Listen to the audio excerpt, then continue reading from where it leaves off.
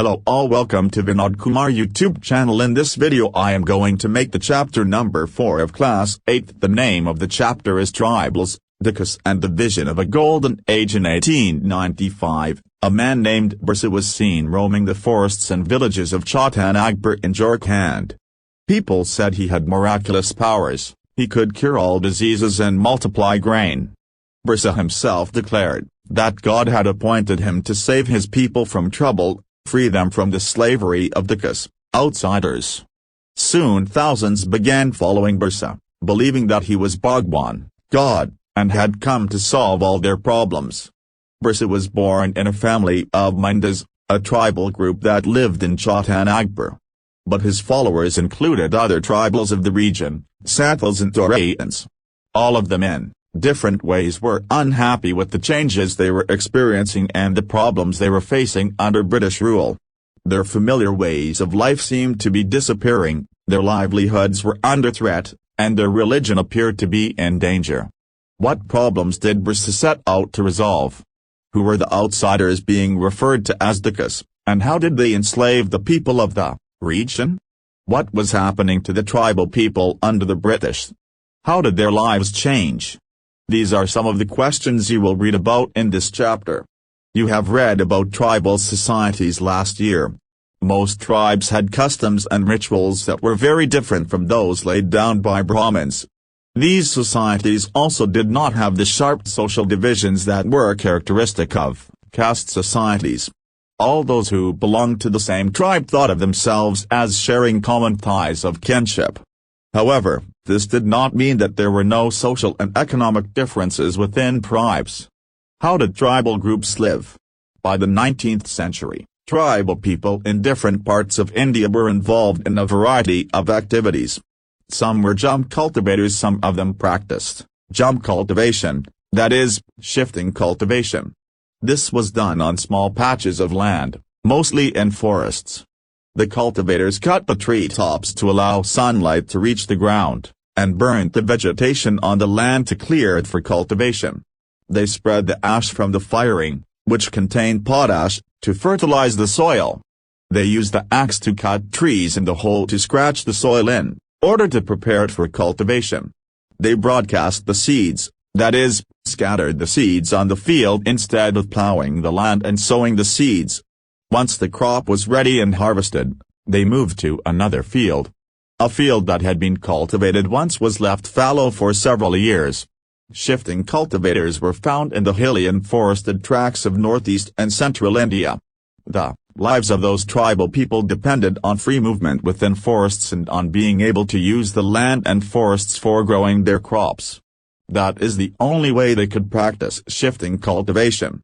Some were hunters and gatherers. In many regions tribal groups lived by hunting animals and gathering forest produce. They saw forests as essential for survival. The Khans were such a community, living in the forests of Orissa. They regularly went out on collective hunts and then divided the meat amongst themselves. They ate fruits and roots collected from the forest and cooked food with the oil they extracted from the seeds of the sal and nuwa. They used many forest shrubs and herbs for medicinal purposes, and sold forest produce in the local markets. The local weavers and leather workers turned to the Khans when they needed supplies of kusan and palash flowers to color their clothes and leather. From where did these forest people get their supplies of rice and other grains? At times they exchanged goods, getting what they needed in return for their valuable forest produce. At other times they bought goods with the small amount of earnings they had. Some of them did odd jobs in the villages, carrying loads or building roads, while others labored in the fields of peasants and farmers. When supplies of forest produce shrank, tribal people had to increasingly wander around in search of work as laborers. But many of them, like the Baigas of central India, were reluctant to do work for others. The Baigas saw themselves as people of the forest, who could only live on the produce of the forest. It was below the dignity of a Bhagit to become a laborer. Tribal groups often needed to buy and sell in order to be able to get the goods that were not produced within the locality. This led to their dependence on traders and moneylenders. Traders came around with things for sale, and sold the goods at high prices. Moneylenders gave loans with which the tribals met their cash needs, adding to what they earned. But the interest charged on the loans was usually very high. So for the tribals, market and commerce often meant debt and poverty. They therefore came to see the moneylender and trader as evil outsiders and the cause of their misery. Some herded animals. Many tribal groups lived by herding and rearing animals. They were pastoralists who moved with their herds of cattle or sheep according to the seasons. When the grass in one place was exhausted, they moved to another area. The Vangujars of the Punjab hills and the Labadas of Andhra Pradesh were cattle herders, the Gaddis of Kulu were shepherds, and the Bakrewals of Kashmir reared goats. You will read more about them in your history book next year. Some took to settled cultivation even before the 19th century. Many from within the tribal groups had begun settling down and cultivating their fields in one place year after year, instead of moving from place to place. They began to use the plow, and gradually got rights over the land they lived on. In many cases, like the Mundas of Chota Nagpur, the land belonged to the clan as a whole. All members of the clan were regarded as descendants of the original settlers, who had first cleared the land. Therefore, all of them had rights on the land. Very often some people within the clan acquired more power than others, some became chiefs and others followers. Powerful men often rented out their land instead of cultivating it themselves. British officials saw settled tribal groups like the Gans and Santhals as more civilized than hunter-gatherers or shifting cultivators. Those who lived in the forests were considered to be wild and savage. They needed to be settled and civilized. How did colonial rule affect tribal lives? The lives of tribal groups changed during British rule. Let us see what these changes were. What happened to tribal chiefs? Before the arrival of the British, in many areas the tribal chiefs were important people. They enjoyed a certain amount of economic power and had the right to administer and control their territories. In some places they had their own police and decided on the local rules of land and forest management. Under British rule, the functions and powers of the tribal chiefs changed considerably. They were allowed to keep their land titles over a cluster of villages and rent out lands, but they lost much of their administrative power and were forced to follow laws made by British officials in India. They also had to pay tribute to the British, and discipline the tribal groups on behalf of the British. They lost the authority they had earlier enjoyed amongst their people, and were unable to fulfill their traditional functions. What happened to the shifting cultivators? The British were uncomfortable with groups who moved about and did not have a fixed home. They wanted tribal groups to settle down and become peasant cultivators. Settled peasants were easier to control and administer than people who were always on the move. The British also wanted a regular revenue source for the state. So they introduced land settlements, that is, they measured the land, defined the rights of each individual to that land, and fixed the revenue demand for the state. Some peasants were declared landowners, others tenants. As you have seen, Chapter 2, the tenants were to pay rent to the landowner who in turn paid revenue to the state. The British effort to settle jump cultivators was not very successful.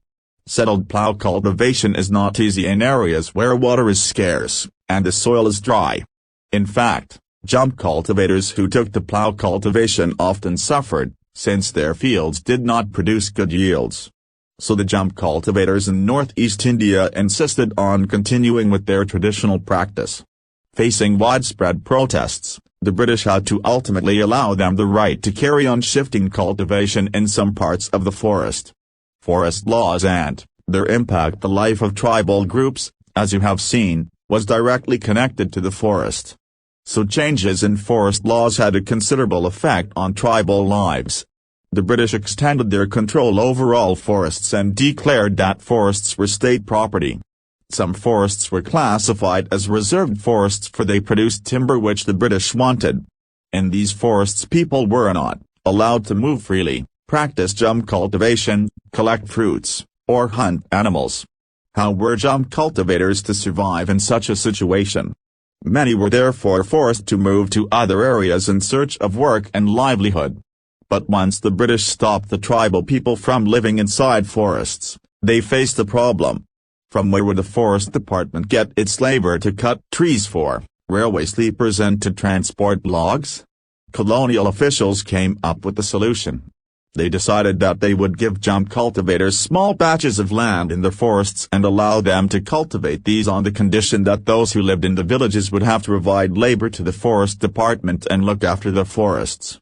So in many regions the forest department established forest villages to ensure a regular supply of cheap labor. Many tribal groups reacted against the colonial forest laws. They disobeyed the new rules, continued with practices that were declared illegal, and at times rose in open rebellion. Such was the revolt of Songram Sangma in 1906 in Assam, and the forest satyagraha of the 1930s in the central provinces. The problem with trade during the 19th century, tribal groups found that traders and moneylenders were coming into the forests more often, wanting to buy forest produce, offering cash loans, and asking them to work for wages. It took tribal groups some time to understand the consequences of what was happening. Let us consider the case of the silk growers. In the 18th century, Indian silk was in demand in European markets. The fine quality of Indian silk was highly valued and exports from India increased rapidly. As the market expanded, East India Company officials tried to encourage silk production to meet the growing demand. Hazaribagh, in present-day Jharkhand, was an area where the Santals reared cocoons. The traders dealing in silk sent in their agents who gave loans to the tribal people and collected the cocoons. The growers were paid Rs3 to Rs4 for 1,000 cocoons. These were then exported to Burdnorgaya where they were sold at 5 times the price. The middlemen, so-called because they arranged deals between the exporters and silk growers, made huge profits. The silk growers burned very little. Understandably, many tribal groups saw the market and the traders as their main enemies. The search for work, the plight of the tribals who had to go far away from their homes in search of work, was even worse. From the late 19th century, tea plantations started coming up and mining became an important industry. Tribals were recruited in large numbers to work the tea plantations of Assam and the coal mines of Jharkhand. They were recruited through contractors who paid them miserably low wages, and prevented them from returning home. A closer look through the 19th and 20th centuries, tribal groups in different parts of the country rebelled against the changes in laws, the restrictions on their practices, the new taxes they had to pay, and the exploitation by traders and moneylenders. The Kols rebelled in 1831–32, Santals rose in revolt in 1855, the Bastar Rebellion in central India broke out in 1910, and the Warli Revolt in Maharashtra in 1940. The movement that Birsa led was one such movement. Birsa Munda Birsa was born in the mid-1870s. The son of a poor father, he grew up around the forests of Bohanda, grazing sheep, playing the flute, and dancing in the local akhara. Forced by poverty, his father had to move from place to place looking for work. As an adolescent, Birsa heard tales of the Munda uprisings of the past and saw the searchers, leaders, of the community urging the people to revolt. They talked of a golden age when the Mundas had been free of the oppression of Dakas, and said there would be a time when the ancestral right of the community would be restored. They saw themselves as the descendants of the original settlers of the region, fighting for their land, Malki, Larai, reminding people of the need to win back their kingdom. Birsa went to the local missionary school, and listened to the sermons of missionaries. There too he heard it said that it was possible for the Mundas to attain the kingdom of heaven, and regain their lost rights. This would be possible if they became good Christians and gave up their bad practices. Later Birsa also spent some time in the company of a prominent Vaishnav preacher. He wore the sacred thread, and began to value the importance of purity and piety. Birsa was deeply influenced by many of the ideas he came in touch with in his growing up years. His movement was aimed at reforming tribal society. He urged the Mundas to give up drinking liquor, clean their village, and stop believing in witchcraft and sorcery. But we must remember that Birsa also turned against missionaries and Hindu landlords. He saw them as outside forces that were ruining the Munda way of life. In 1895 Bryce urged his followers to recover their glorious past.